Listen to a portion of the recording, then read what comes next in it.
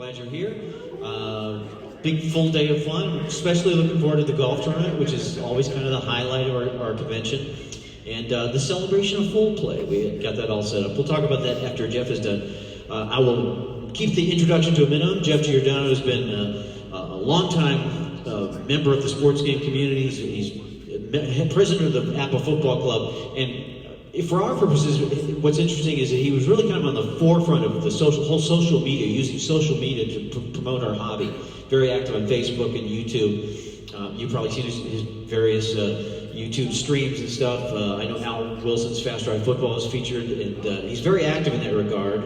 And I feel like he's got a good finger on the pulse of what our hobby is doing and where it's going. So we thought we'd give him some time to talk about that, and we'll have some questions afterwards. And without further ado, the president of the APBA Football Club, Geoff Giordano. Thank you, sir. Thank you, sir. Thank you so much. I'm super energized here. I hope you're all energized too. There's so much knowledge in this room, and these events are instrumental to getting our blood pumping and able to go out there and all be ambassadors to kind of ensure the future of tabletop sports gaming. I really do appreciate this opportunity, Keith, because I know any one of you could be up here giving a presentation like this. And I hope that what I'm bringing here to discuss is some food for thought, some things I'm finding as I take a certain approach to kind of advancing our wonderful hobby, where you get so many great thinkers and so many powerful minds and very creative people. So I'll kind of dovetail a little bit from where Glenn was last night. And I don't want to talk so much about mechanics so much, because we have, again, just incredible designers here. And I want to talk a little bit more about maybe market opportunities vis-a-vis the broader gaming world out there. We see this explosion of games, and we still have a sense that we feel somewhat this sense of, I don't know, impending doom. Maybe that's too much, but I think there's a world of opportunities, as we've already established. I even have it in my notes, that this is the golden age of tabletop sports gaming, right? And I was referring back to S.T. Patrick's opinion piece in his Sports Sim magazine. Asked and answered: is this the golden age? Yes. We've never had more and better games fueled by better data from better design minds than ever. So we should be very proud of that. We've made it through some very dark times, right, that Glenn detailed, and we've all been there. I'm a Gen Xer. We lived through the early days. We're that first generation who in our youth kind of experienced that transition from analog entertainment to digital, right? So we're really poised, I think, to make some great inroads here, and social media is a major way to do that. And it's great to see the proliferation of social media channels out there. And so I want to talk again more about market opportunities. I think from some data that I've gleaned and some folks I'm trying to reach out to. When I started this, who am I? Really briefly, I'm a longtime newspaper guy, journalist, and so content creation comes kind of naturally to me. Not that you need to do that to start your own channel or have that background, but I started playing APBA in 1979. Came from Pay Dirt and Catico and played the little Mattel handheld set. And I was a game room kid, fistful of quarters out in the game room, when my parents would go on some vacation, cheap hotel, and you go to the game room that smells like chlorine, that's right by the pool. And, you're a 70s kid, so they have those really clunky, very rudimentary, upright games where, just not really powerful. But then as you morphed into a child of the 80s, you started to see Pac-Man and Space Invaders and Atari and all that good stuff. So, we've endured a lot, and we've come through. And I'll talk a few things. We'll just do a quick list of some of the top-of-mind mechanics for tabletop sports games that you all know. But we'll just go through it again, pick up the list here, and just kind of see what's top of mind for the next 3 to 5 years. And we're going to start right now with fast play games. Obviously, we already know that. Al Wilson's Fast Drive Football, one of the most amazing launches in recent memory. I mean, the frenzy is just incredible about that. and so heartening. I've been in touch with someone, Kevin Elias, Kevin Elias. Check the notes there. he is working on his own fast play football game, and there's a gentleman named Brian Hafferkamp you might have seen out there on the boards. He's got a new no-huddle football game, so fast play games, obviously. Obviously, the next 2 hours are devoted to full play games because so much emphasis has been put on the fast play game. So that's a real, and that will figure in as I talk through this. I'm going to try to work through really quickly here. Fictional leagues, obviously, Keith is going to give a treatise here on lunchtime at fictional leagues. I'm very jealous, I'm going to create an APBA Football Fictional League someday, I swear. I'm going to customize that. We're going to put a team in Orlando, where I kind of spent a lot of time. I interviewed a gentleman named Ronnie Wyatt. He created something called Pro Boxing Universe, but it started as Fictional Boxing Universe. You can see the interview with him, and he talks about all his influences, Title Bout and Glory Days, but he's got all these great charts that let you create your boxers, era by era, rolling for all the characteristics outside the ring and stuff like that. Fictional leagues and Sherco. I was just talking to Brian Martin. We all know Brian Martin. He's they've really bolstered their fictional mechanics, reintroduced those. So, it's a very creative group, and people want to put their imprint on their games, which leads me to the third mechanic, or third top-of-mind issue, which is customizability. People really like this ability to kind of jump into, treat their favorite games kind of like open source, right? And certainly in the APBA football world, we've got a ton of modifiers, great modifiers, and not that you need that out of the box, but you can just do so many things. Keith was just talking about some modifications that are coming up with on the fly. I mean, you just can't help it. When Fast Drive Football came out, I remember Mark Miller, aka Jerry Kwan, was immediately starting to create these charts. Like, I'll create charts so you can decide who scored the touchdown or the field goal. So, and he also started creating World Football League sets and USFL cards. Like, man, it's got to be gratifying, someone's so proud of your game and so into it that they just, can't help customize. So I think there are even some Formula One cards floating around for red, white, and blue racing, I've heard. So, you've got that kind of loyalty and commitment to the game. You can't go wrong. Okay. Now, I mentioned, obviously, fictional leagues are top of mind. Big data, I already talked about more data fueling games. People really want to see the most robust and latest data in their games, and that's sabermetrics, for instance. I mentioned Brian Hafferkamp. He's basing a lot of his games on sabermetrics, and we'll just ask Kurt Berglund about wanting to see data, the latest data in your game. And certainly on the football side, fantasy football is really driving a lot of new data that could be used. For instance, shark football analysis I refer to a lot. They are really dialing in, situational use of offensive formations and really accurate passing data. So, folks will expect to see more and better data and knowledge about what data is being used in the games. I think kind of design notes are a huge part in letting people know that the latest data is in the game, and this is kind of some of the mechanics without giving away the whole formula, what the mechanics are doing and why, how the data informs those mechanics. Another top-of-mind issue is collectibility. We talked about the Stratomatic Black Series. It's a brilliant limited edition thing. We all collected Topps cards. I think a lot of us did. APBA reprinted its 1950 original baseball set with the 70th anniversary backing on it. That was really cool. I have to thank S.G. Patrick's wife for mentioning a game called Flex NBA on their Facebook page, which they really kind of introduced a McFarlane-esque collectibility.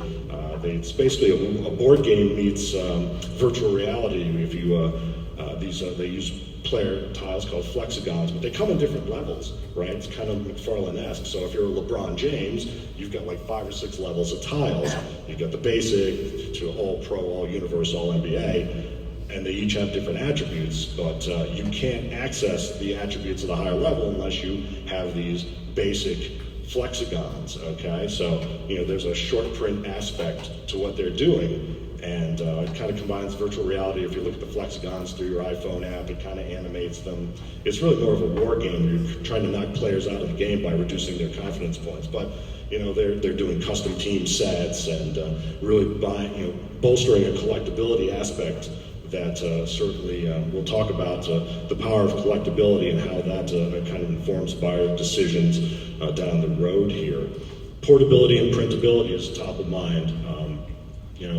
I know companies are grappling with the protection of intellectual property and PDF, providing PDFs and print and play, and companies have to come down where they come down on that issue, right? And I'm sensitive to that, certainly, but I can tell you, we just interviewed Giorgio Salvadego. Now he's out there in the beautiful northeast of Italy, the Veneto region. He's got a board game group out there in Venice, and he says he's got a collection of about 300 to 350 games. He's been doing this for a while, right? But because he's in Europe, now he's got a network of a lot of Euro gamers, a lot of sports games, but PDFs have really been a godsend for him because he's spent decades building a collection, and it's been pretty harrowing in terms of the cost and the difficulty of getting physical product overseas.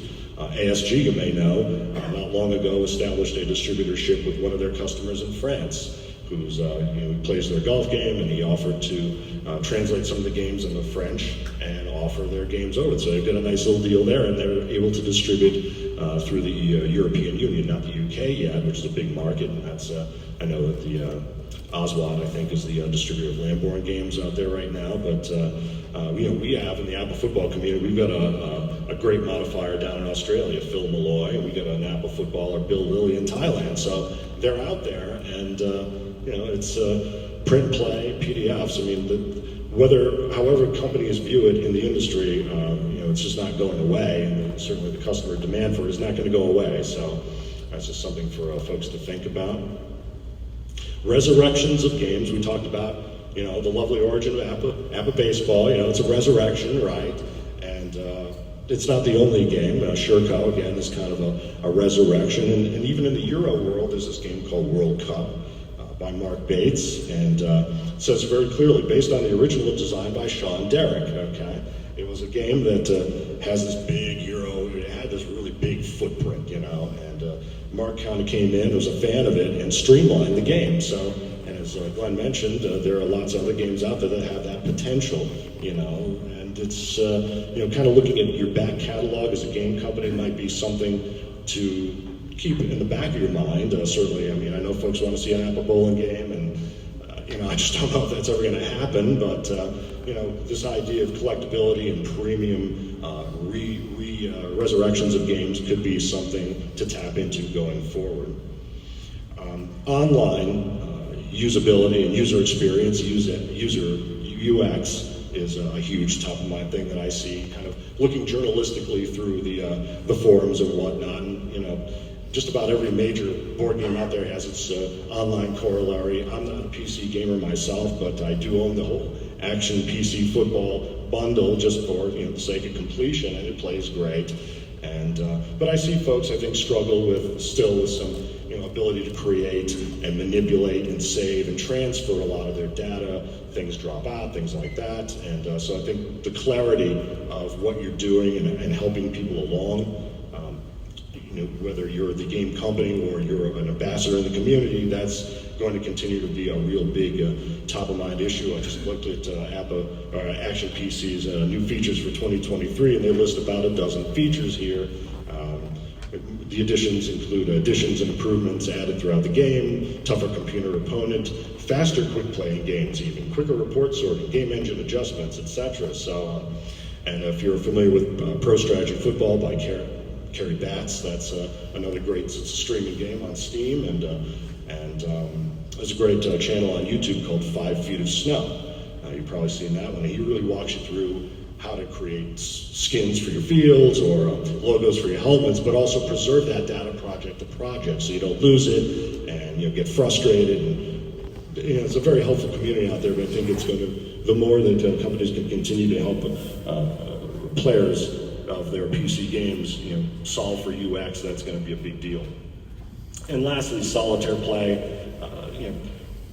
The sports gaming community has really been ahead of solitaire play, but a question I get asked on occasion is, how do I play honestly? And thankfully with something like second season, I mean, the allocators are all right there. So folks really want that ability to know that they're using the game correctly, using players correctly, calling situations correctly, and the more open and transparent and clear people these games are, the Solitaire methodology is hugely important for folks to this day. They just want that assurance that they're doing things properly, and certainly in the Eurogame community, if you own a game like Wingspan, you know that they're really coming, not late to the party, I would say, but they're really focusing on their solitaire play mechanics. You play, Wingspan has the automa, or the automa, however you'd like to pronounce it. They say you're playing the AI, or the computer, and sports games have been well ahead of that. I only ever bought APBA Football to play at Solitaire, to be honest,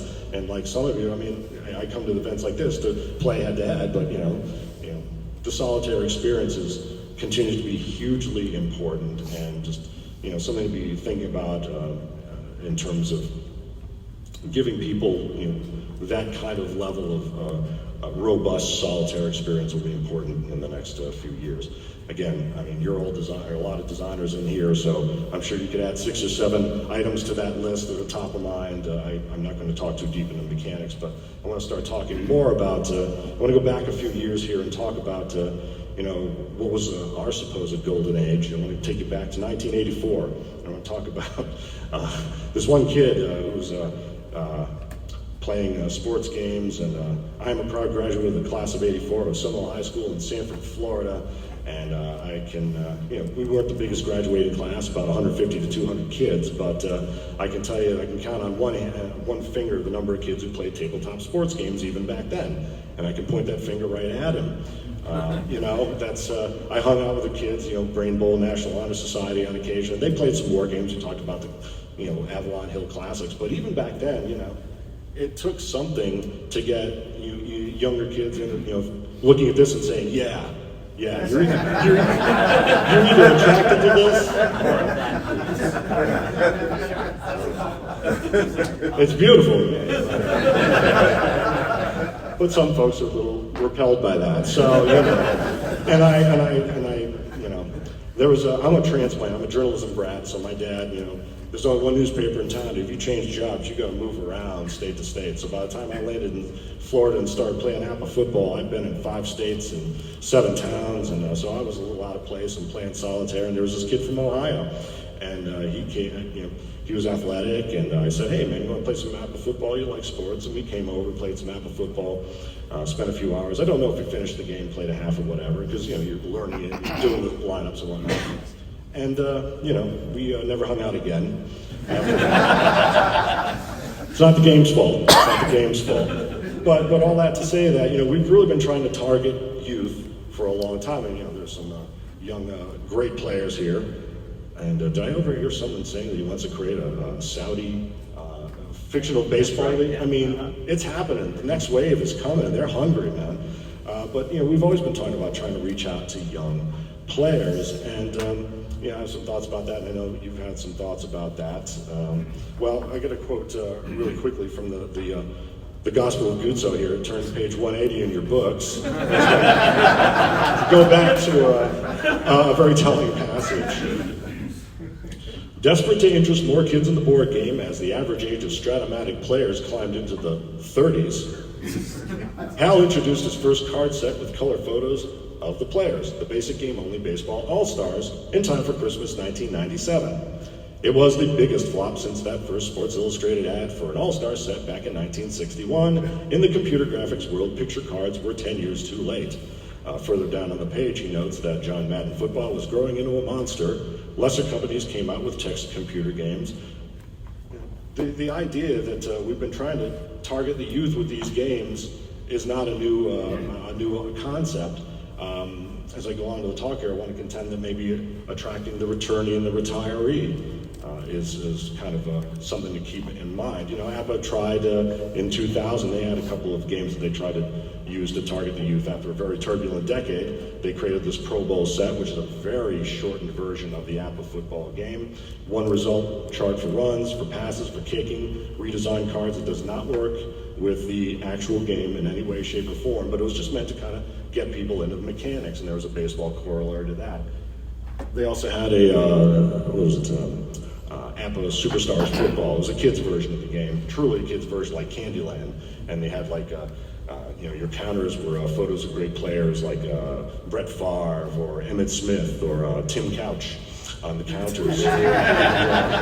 And you, by whatever mechanism, you run them down to the end zone and you win.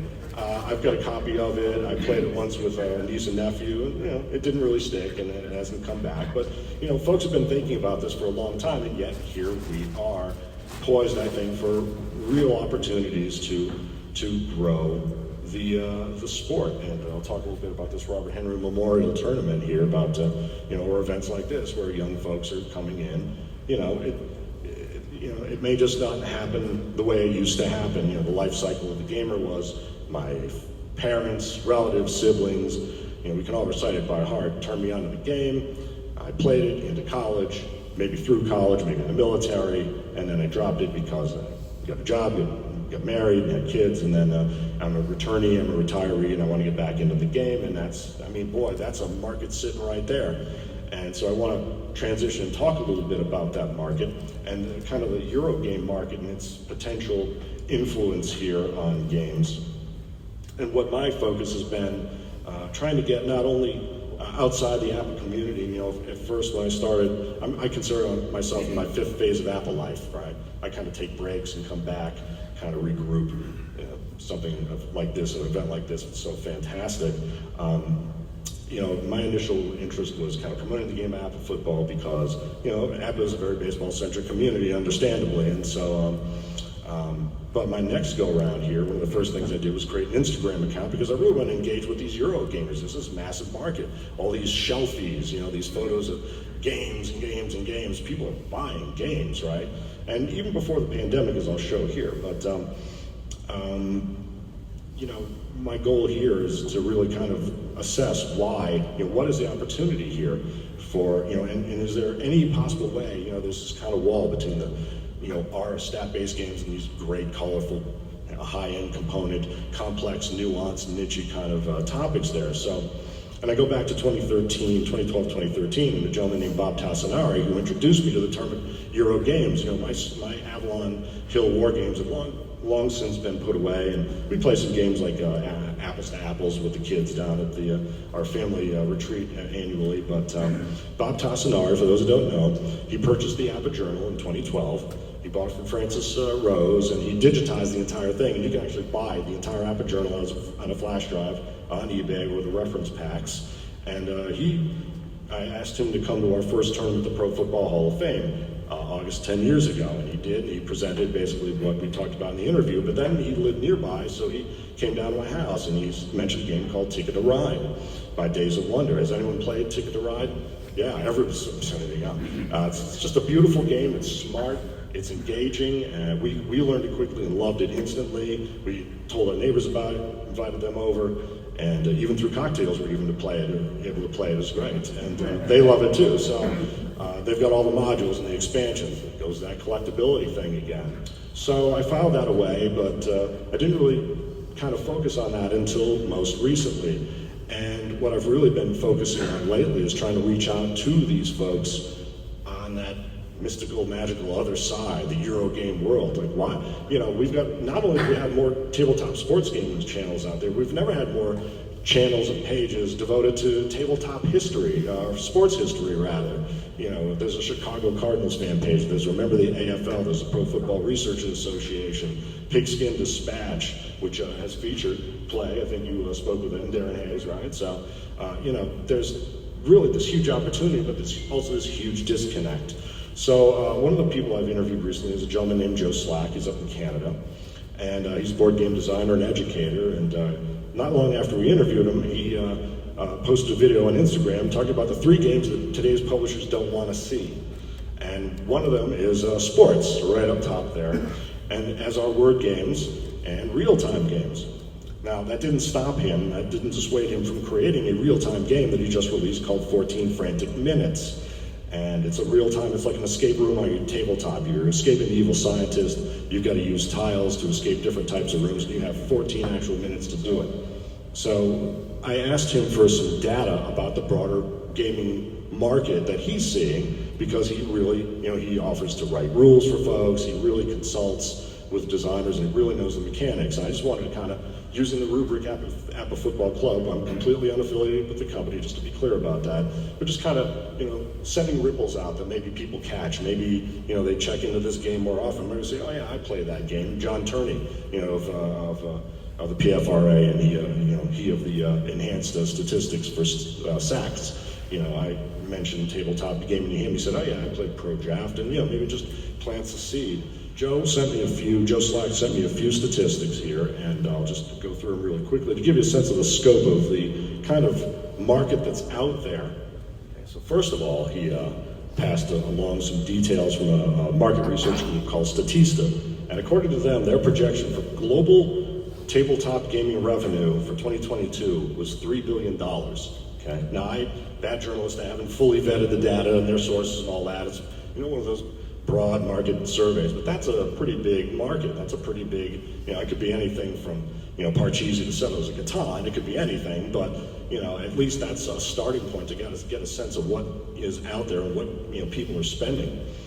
There's another article from Medium, that was published on Medium in February of 2022 by a gentleman named Tom Bidell. He is with a company called ICO Partners in the UK. I guess they build themselves as a video game self-publishing outfit. And he tracked the growth of tabletop games on Kickstarter. Of course, we've all been on Kickstarter. If you played Ticket to Ride, then you've been on Kickstarter, and you know what's out there. And he noted the change in the growth in tabletop sports game appearances on Kickstarter from 2009 to 2021. In 2019, he noted there were only 4 tabletop board games on Kickstarter, and board games generated about $10,000 in funding. Okay, and I don't think that was just for those games. I believe that's for also the failed projects. The project didn't see funding, rather. But by 2021, that number skyrockets to 3,518 games, generating $272 million in funding. Okay, and that's, obviously that's a pandemic effect is a big thing, but even if you look at his data, it's just a steady rise, and people who love games, love mechanics, love to get together, at game cafes and events, what have you. So, that's 272 million is a smaller chunk of 3 billion, but still, there's a big market. We all know that games are growing, but, we're still kind of in our very, our corner of the wonderful corner of the world.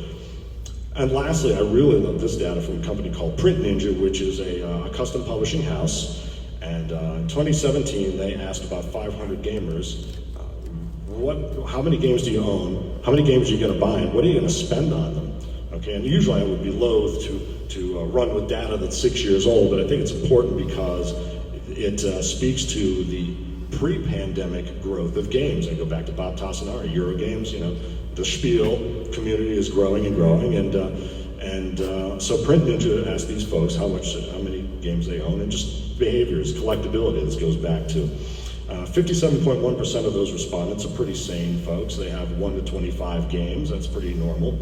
10.9% of folks at the time owned 100 or more games.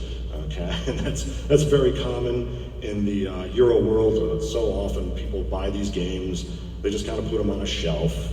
And it's beautiful. You've got to, if you're a content creator, you got to have the game. You got to do the review, the advance and the post review, and you got to get out there and be on the forefront there. A very newsy kind of attribute. Obviously, that's the name of the game there. But oftentimes these games, as beautiful and collectible and heirloom quality as they are, get put on the shelf. Whereas our games, you see our games, our cards, they're worn to Jesus. We're so fiercely loyal to these things. We play them. So, how many games were people going to buy in 2017? This is fun. 35% of the respondents said they were going to buy 4 or fewer games or expansions in the coming year. That means 65% of those folks in the survey were going to buy 5 or more expansions during the coming year. In that top-end group, 24% said they were going to buy 11 or more games that year, and a quarter of that subset, 27%, said they plan to buy 30 or more games or expansions that coming year. Collectibility, right? That's just me at the holiday sale. There you go. That's right. As soon as you see those things, flash it. Nice. try to jump in there early, man. Oh. And so it stands, it's no surprise then that the final statistic, how much you're going to spend on board games that year, is 22% of folks said they were planning to spend $1,000 or more on games, right? So, that's pretty cool. I mentioned Giorgio Salvadego and his 300 to 350 games. He's also a musician, a hobbyist musician like I am. We have musicians in the crowd here, or folks who are music fans. There's a term called GAS, Gear Acquisition Syndrome, in the gear world. So you just change the word gear to games, and you have GAS. You have Game Acquisition Syndrome, and this is it's a real thing, and it's a fun thing. It's a good thing. It supports everyone. It floats all boats, rises all boats equally. So that's that's what we're looking at. That's the kind of money out there, if you want to be Zero Mostel and the producers, I want that money.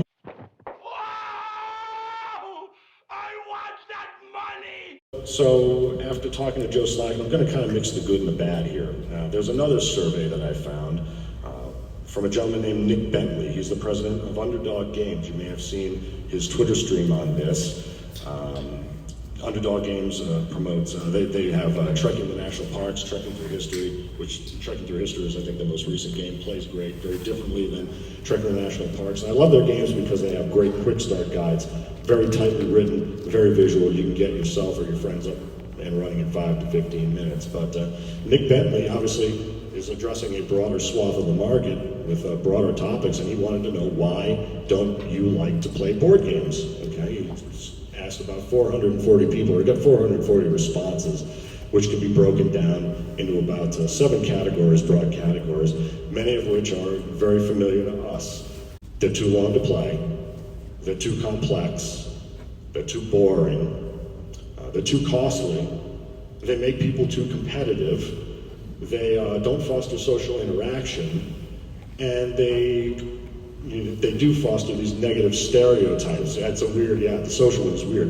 And they foster these negative stereotypes of geeks and nerds. Now, we could easily turn a lot of those negatives around into positives. Hey, I like a long playing game, APBA Football, glutton for punishment.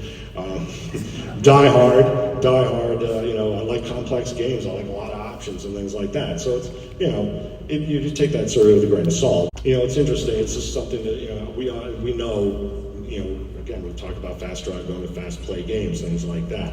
Everyone's kind of dealing with that same issue, so fine. But I think we have solutions for that.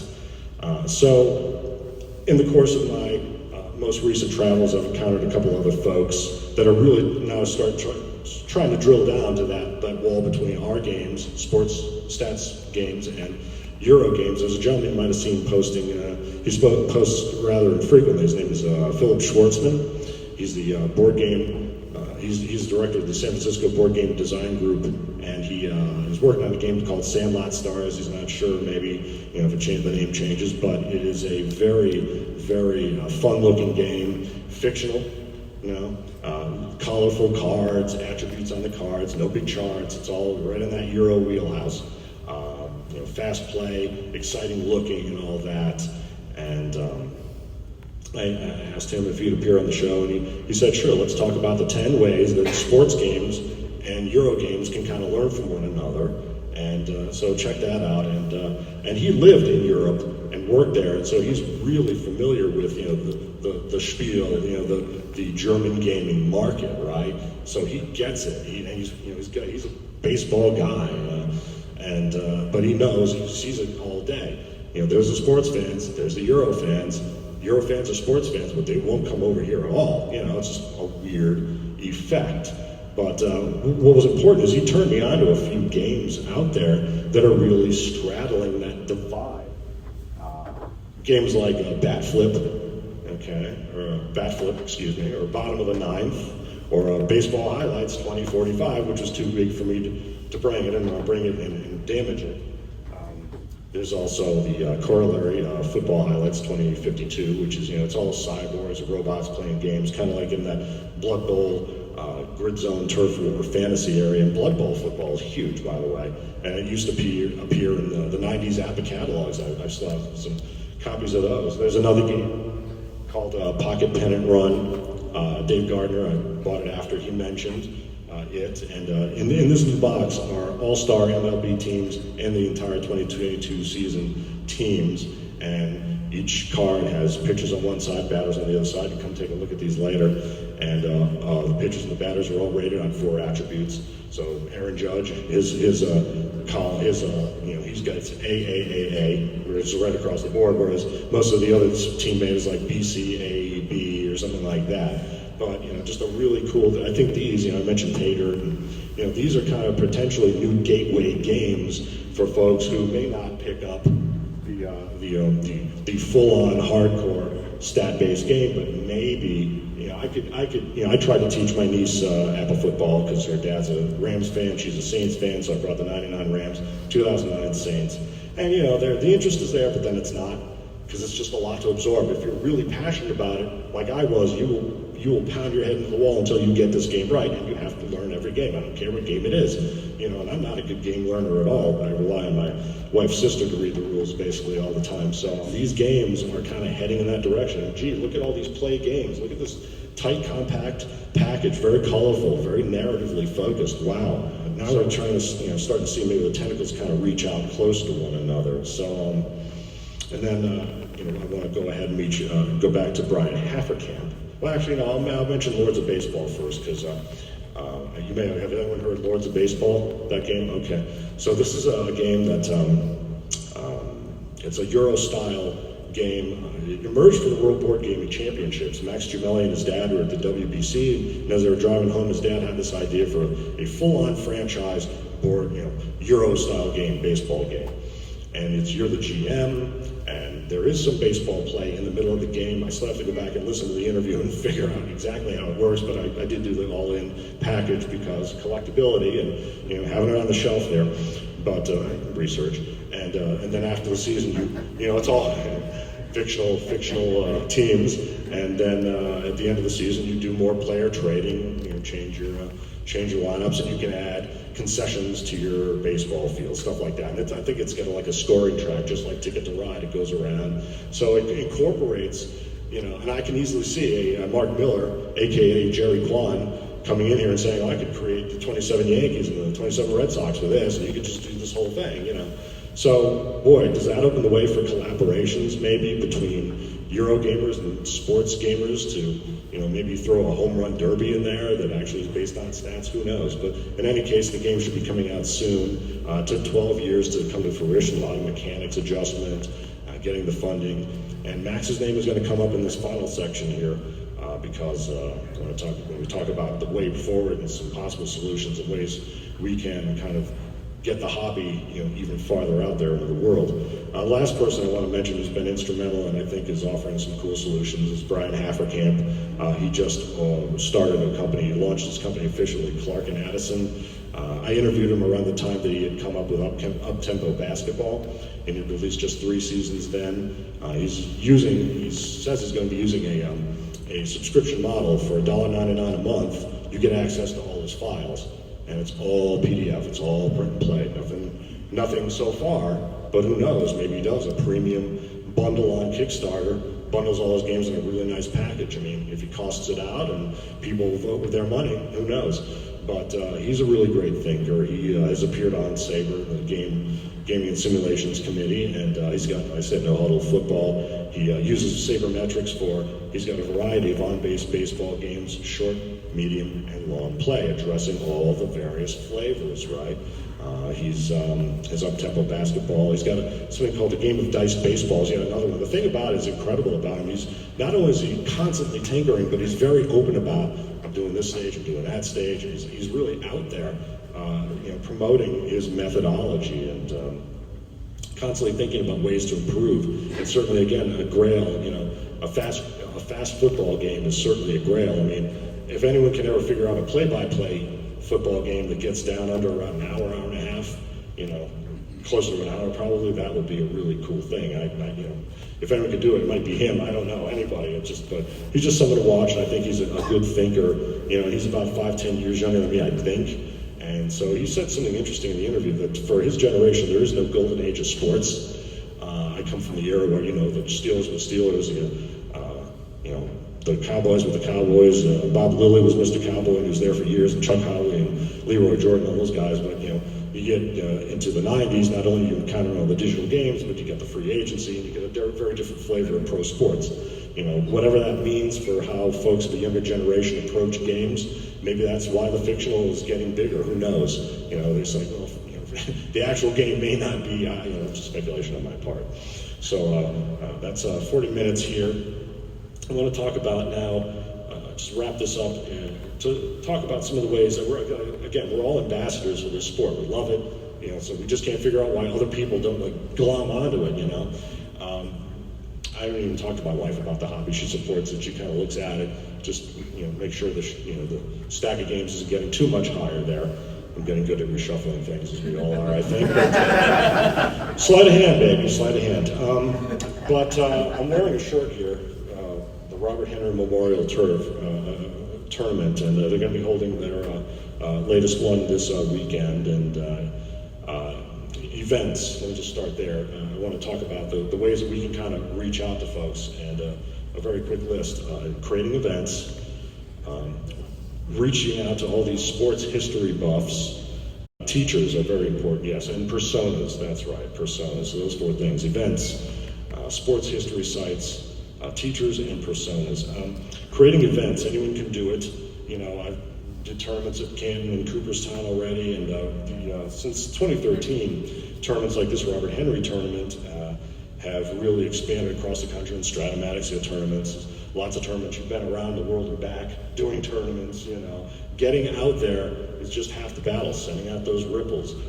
This tournament in particular is notable because in 2012, the Bridesburg Boys and Girls Club had attended the last annual tournament to be held in the APBA annual tournament to be held in the founding city of Lancaster before the company moved to Georgia.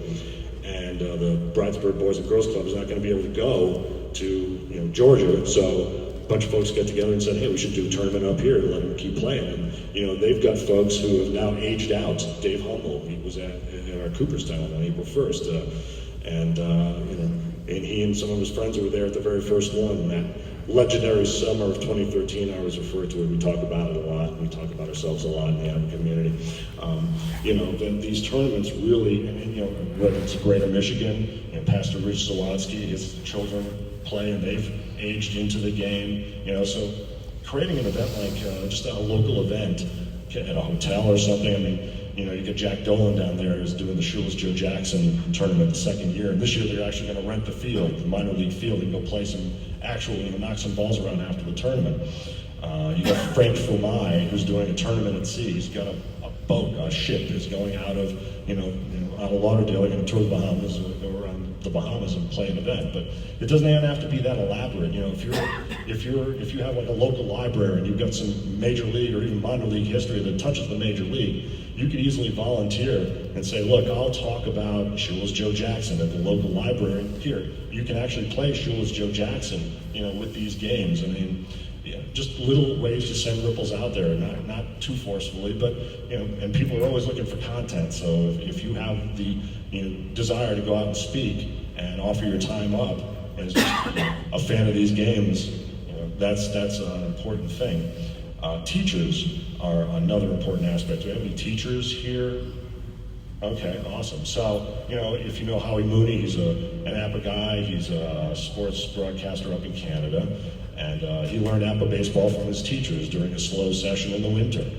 So teachers have this audience. And certainly if I were doing lesson plans, I might, if I were doing turn of the century, America, I might hold up a 1905 Giants envelope and say, I'm not a teacher, obviously, but, you're talking about what industry was like, what entertainment was like, what sports were like. You've got these little things you can kind of hold up and say, we'll just kind of, let's talk about, write your report on whatever, the turn of the century America, pre-depression, pre-war, and talk about, you've got this kind of nice little show and tell thing, this little engaging lesson to get people into the time, have kids dress in the period, costumes or whatever. There's just ways you can kind of incorporate games into lesson plans, I think.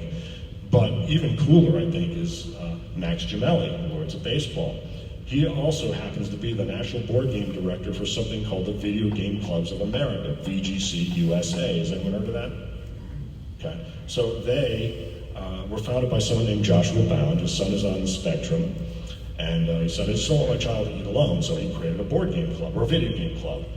But Max Gemelli, whose son is also on the spectrum, went to one of Josh's events, and they connected immediately, and this VGC USA thing really took off. And what they do is they teach kids social emotional learning, SEL, through games.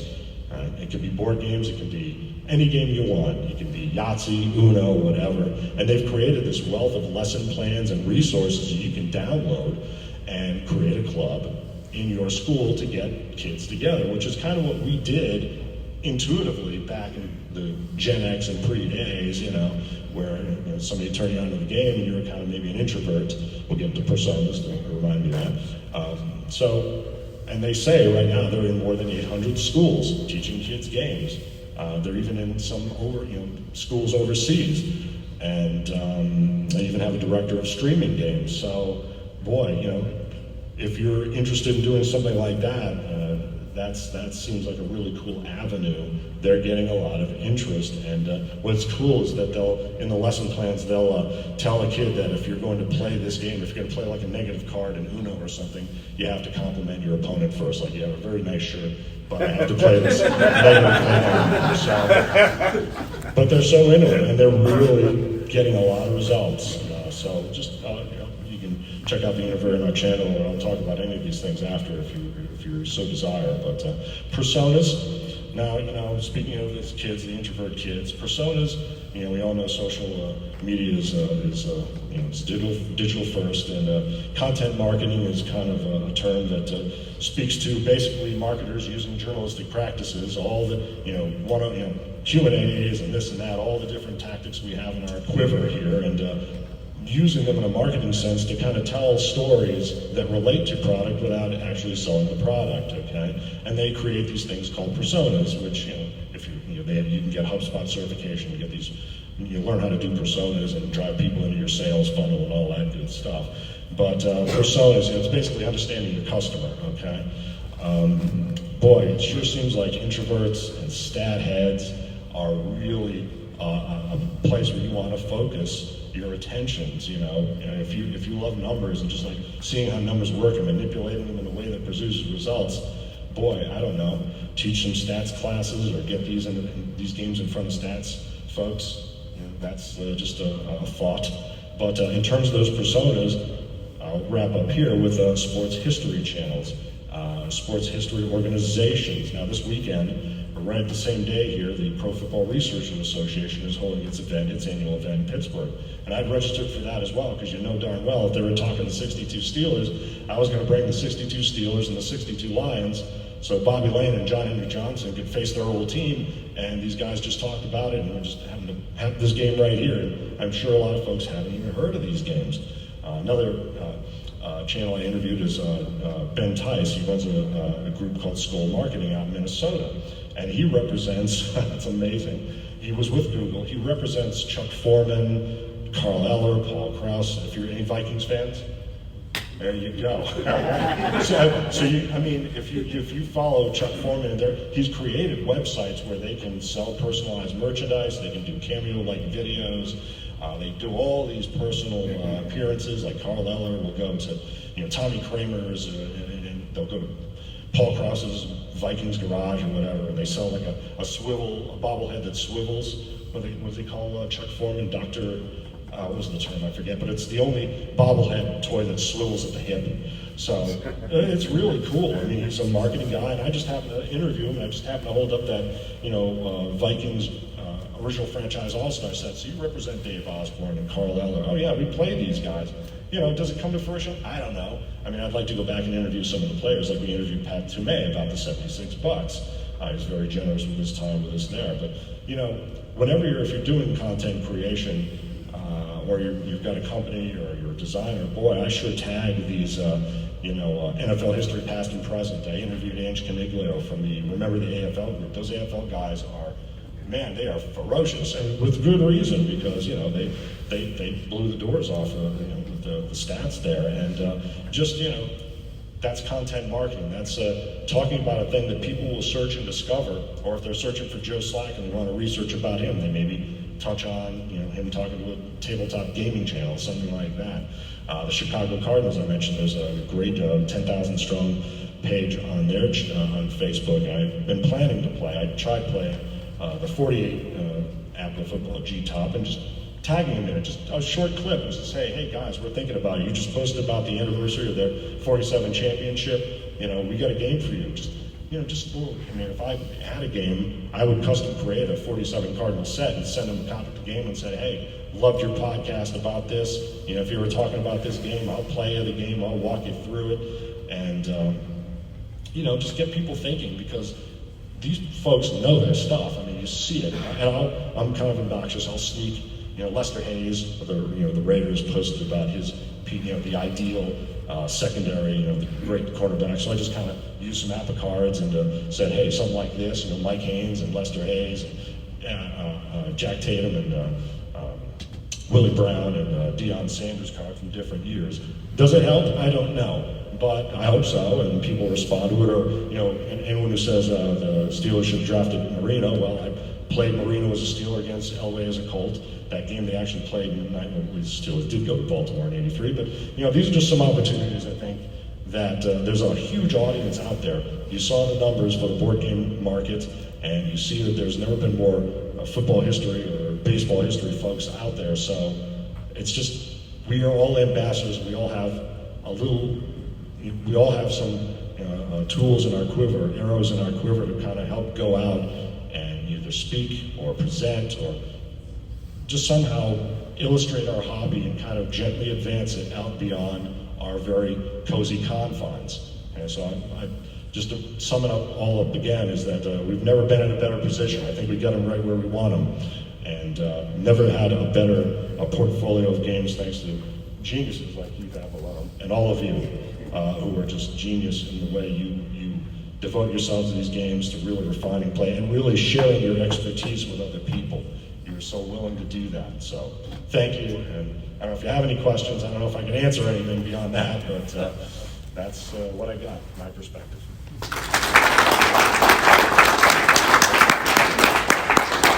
Do we have any questions?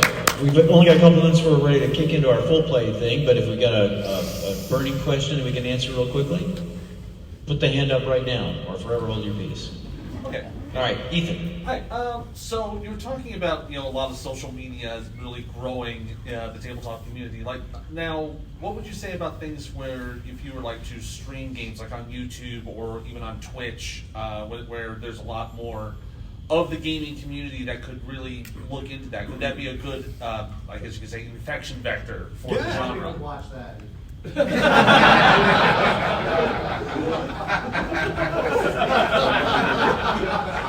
Why not? Can it hurt? Can it hurt? No. I mean, I would again if Raiders Nation, Vikings Nation, whoever. I'm very football centric. I apologize for that, but yeah, I would reach out to some of these folks at the PFRA. Now, George Bazika, the president, I interviewed him, and he may come down to our Canton event in late August, and you're all invited, of course. But if he's going to release a book, if they're going to release a book, or Joe Zagorski writes about the NFL in the '70s. He's got a book coming out on Larry Little. He's just got a book coming out on the '73 Electric Company. The Orlando Sentinel, O.J. Simpson. but why not maybe try to do a collaboration? Say, hey, we'll play the game for at least a few drives of it, and if you want to cross broadcast on your channel or something, or we'll even play you the game. Do some advanced work. So yeah, I mean, why not? Anything. If you love football history or baseball history, why wouldn't you take a chance at it? And offer it up. I do think, just to kind of touch on that real quickly before we dismiss, that it's much more valuable when it comes from a community member than from the company itself. So that's where you guys really come in and help us. I mean, I know Glenn touched on that last night, that the community is super impactful in spreading the word about the hobby. Much more so, really, than the company, ironically, than the company itself. So, anyway, thanks again. We appreciate it. I thought it was really fascinating. A lot of really interesting points that I'm going to follow up with you